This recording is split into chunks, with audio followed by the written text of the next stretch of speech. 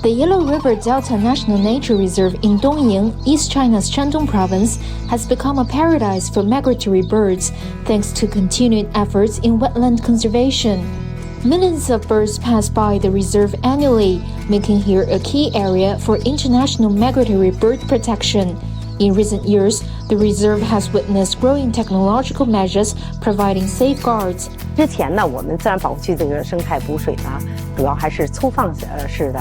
但是这2年呢，我们建立了生态补水科学监测的平台，能保证我们自然保护区的水根据动植物的需求，随时能引得进、蓄得住。In recent years, Dongying has implemented multiple ecological restoration projects, lifting water diversion capacity per second from less than 40 cubic meters to 131 cubic meters.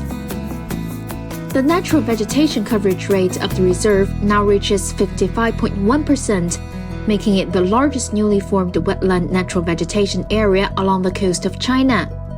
Thanks to wetland restoration efforts, the number of bird species in the Delta Nature Reserve has almost doubled from 187 in 1992 to over 370 by this March.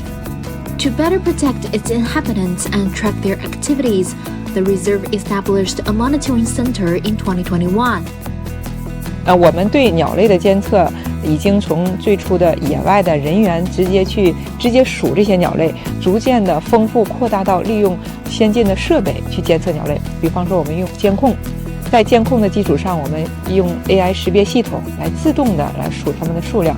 另外，针对珍稀重点保护的一些鸟类呢，我们又会用卫星遥测进行精准定位不断的丰富我们的监测技术，有利于我们更科学的了解它们的习性需求。